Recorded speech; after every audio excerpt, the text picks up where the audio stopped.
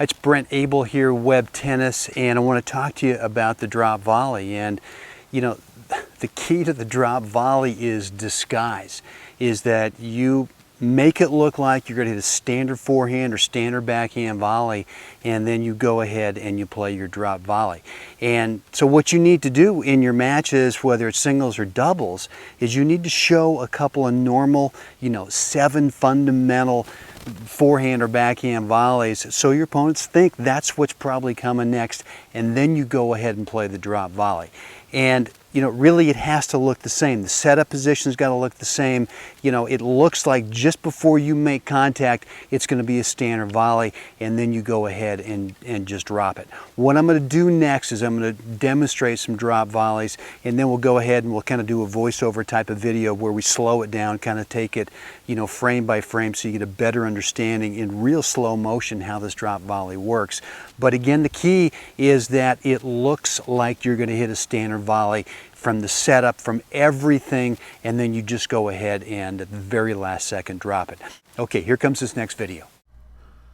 Okay, let's take a look at the drop volley, and there's 2 things that I want you to focus on. Number 1 is going to be trying to disguise it so that initially it looks like you're going to hit another standard volley. And secondly, what we want is at the point of contact is that rather than following through as you normally would on your standard volley, what we're going to have you do is we're going to have the ball kind of push the racket away. So, there's a standard follow through. Now, this is going to look the same in the setup, and right here we're going to let the ball push the racket back, almost away from the point of contact.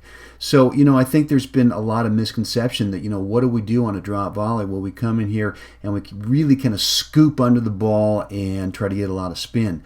You don't do it. You're really just trying to deaden the ball. And the way you deaden is by letting the ball kind of push the racket back.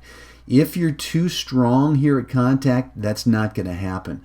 And in fact, what happens, it deadens it so much right here that it just kind of, it just dribbles off the racket. So you've got to let it try to get into the strings a little bit and kind of push it back.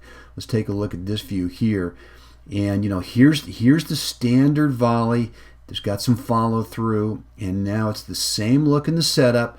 You turn, from this position right here, if you wanted to, you could go ahead and you could finish the stroke, or you could let the ball just kind of push the racket back into a drop volley.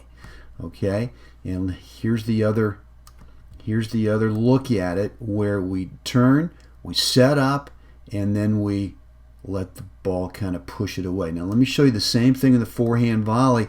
Forehand volley, for me, I have a little bit more racket work that I do on this. I really let the ball kind of push the racket down and away. Some of this is because I think the ball plays later on the forehand volley than it does in the backhand volley, but it really kind of drops away. Here's another forehand drop volley, pushing it back out of the way. And same from this side view here, where this has got a lot more racket work, but it's just trying to get that sense of deadening the ball. Let me take these through real time and see if you can get a feel for what this looks like.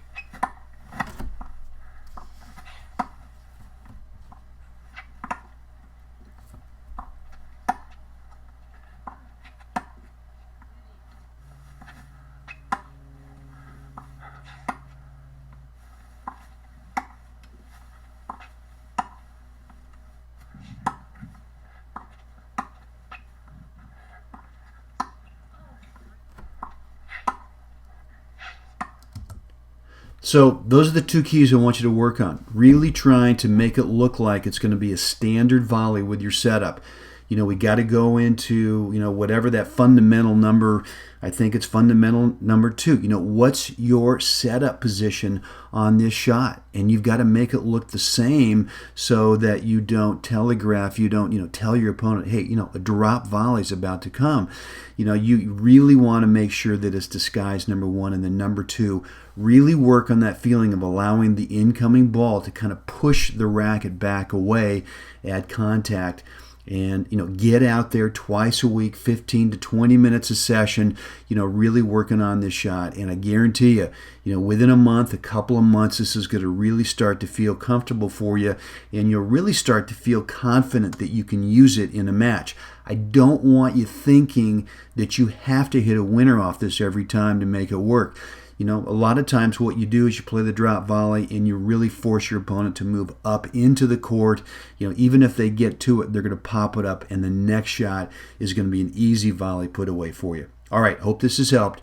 Any questions, ask Brent at webtennis.net. Have a great day out there.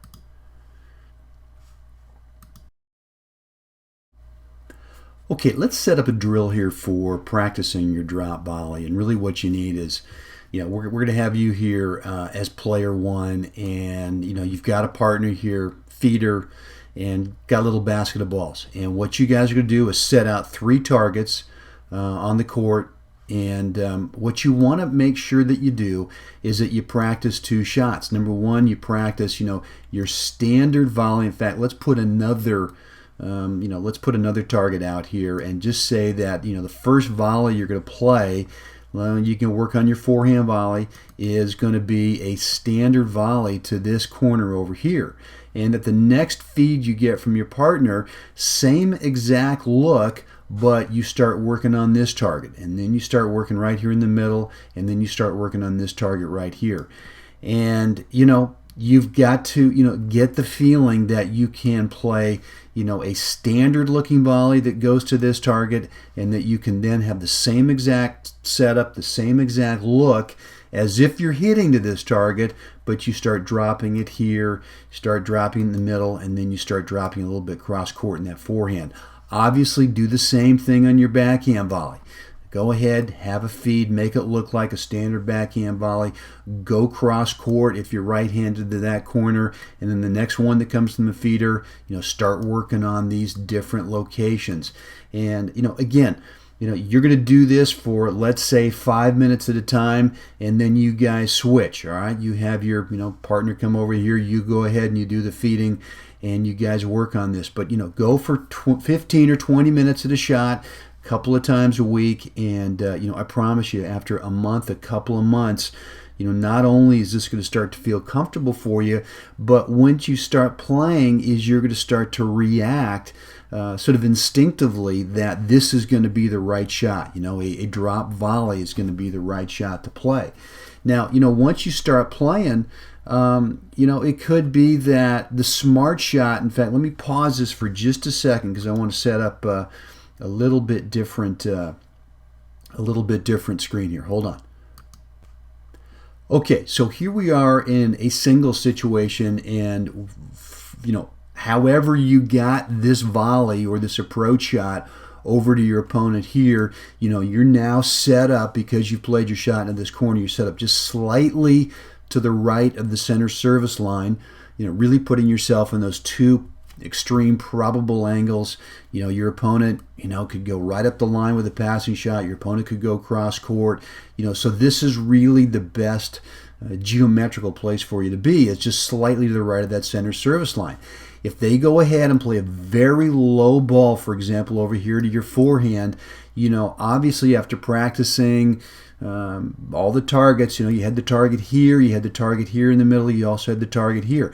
Well, what's the longest distance that your opponent would have to run from this position in the court? Well, obviously that's going to be into this target right here. So go ahead. If they play a nice low ball to your forehand volley, you go ahead, have that same look as if you're playing a standard volley, let's say cross court to the open court, but because it's low, you can now drop it right into this corner, really forcing your opponent to have to run up and get it.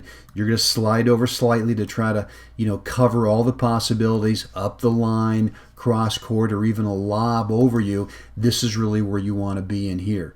So, this is obviously going to take time. It's going to, it's going to become instinctive after a while, but practice it, get out there, practice partner a couple times a week, and I guarantee it's going to be a lot of fun for you.